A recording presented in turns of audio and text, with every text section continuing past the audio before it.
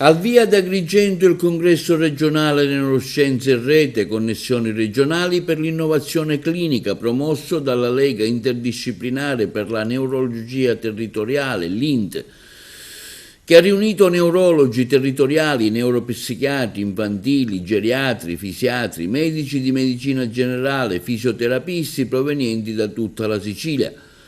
Durante l'assise gli specialisti hanno affrontato temi centrali per la neurologia contemporanea, tra i quali la gestione delle cronicità neurologiche con focus sul Parkinson, demenza e depressione, le nuove frontiere terapeutiche nelle malattie neuromuscolari, nella SLA, nell'epilessia, i disturbi del sonno e applicazioni dell'intelligenza artificiale in ambito neurologico. La conferenza ha rappresentato un'occasione per discutere delle cronicità e delle nuove tecnologie, come ci ha dichiarato il neurologo Lelio Marchese Ragona, coordinatore della Lindi Sicilia e responsabile scientifico del congresso, valorizzando il ruolo strategico della neurologia sul territorio. Oggi faremo il nostro primo congresso regionale, dove tratteremo temi di grande importanza, quale l'integrazione ospedale-territorio e anche il trattamento delle patologie neurodegenerative principali, Parkinson, Alzheimer e altre patologie, epilessie, cefalee, insomma un po' di tutto, perché in prima battuta spesso è lo specialista territoriale che si prende a carico di questo tipo di patologie. Questo ovviamente evitando l'intasamento delle strutture ospedaliere, perché per esempio il Parkinson spesso è seguito a neurologo territoriale, tra controlli e terapie. Ormai ci sono anche le terapie online che possiamo ovviamente gestire al meglio proprio sul territorio. Tenete presente che l'integrazione in una regione grande come quella della Sicilia è importantissima, perché ci sono sì, vero, grandi hub, Palermo, Catania, Messina, però a parte poi i capoluoghi di provincia ci sono delle realtà montane, periferiche, dove se non arriva il neurologo territoriale non arriva nessuno. Quindi l'importanza del congresso è quella proprio di integrare tutti questi servizi e soprattutto di dare una risposta agli utenti su queste patologie che ormai sono diventate, diciamo, prevalenti soprattutto sulla popolazione anziana. Ecco, ad Agrigento qual è la situazione? A Agrigento abbiamo ovviamente l'unità operativa complessa in ospedale e poi sul territorio abbiamo diversi polambulatori dove si trova sempre la figura del neurologo territoriale che su prenotazione fa queste visite cercando un po' di risolvere in loco i problemi.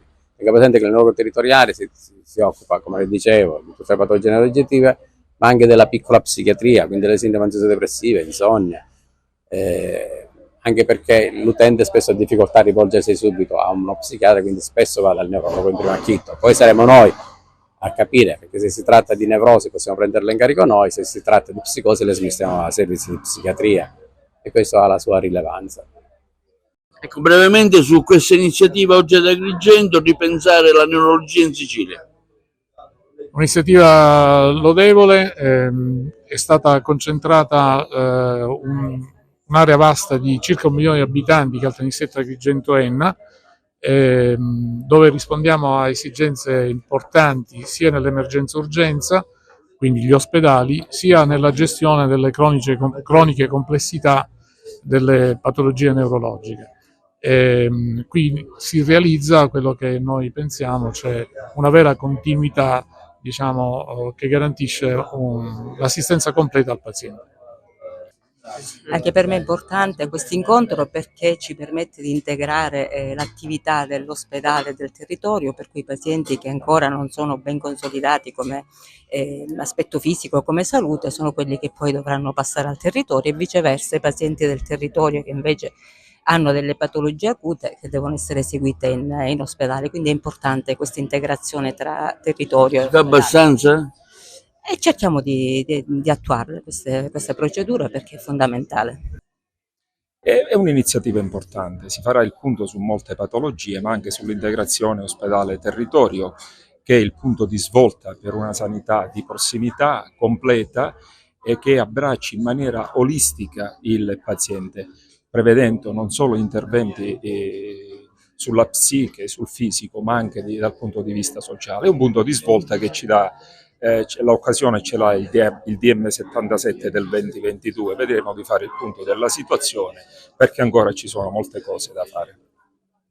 Parliamo di questa iniziativa Neuroscienze in Rete che oggi vede qui ad Agrigento riuniti tanti esperti del settore. Ecco, tra gli slogan quello la Sicilia ripensa la neurologia, oggi ad Agrigento.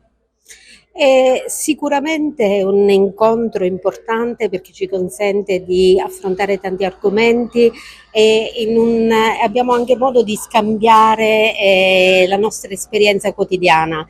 Per me è ulteriormente importante perché io parlerò di sonno e ho la consapevolezza che c'è una poca conoscenza anche in ambito medico di questo aspetto. Ed è per questo che io ci tengo sempre a cercare di stuzzicare la curiosità anche dei colleghi che possono trovarsi di fronte a un paziente con queste problematiche.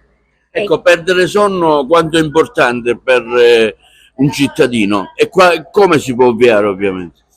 Allora, in realtà oltre il numero di ore che uno dorme è fondamentale la qualità del sonno. E quindi tante volte, infatti a me i pazienti chiedono qual è il target giusto di ore da dormire. Non esiste, ognuno di noi ce n'ha uno, ma quello che è importante, anche dormendo poco, avere una buona qualità di sonno, quindi svegliarsi riposati la mattina, perché quello che poi ti porta ad avere praticamente una concentrazione, un'attenzione, anche la voglia di fare, affrontare la giornata, oltre tutte le conseguenze a distanza che spesso non si conoscono, che sono legate a problematiche cardiovascolari, neurologiche, metaboliche, anche cose apparentemente lontane anni luce invece hanno un loro legame. Io dico sempre che il corpo umano è come fosse un'orchestra, perché nel momento in cui suona uno strumento si porta dietro tutti gli altri e quindi è importante sì essere specialisti, ma anche avere una visione complessiva del corpo umano, non dimenticandoci mai che siamo prima medici e poi specialisti.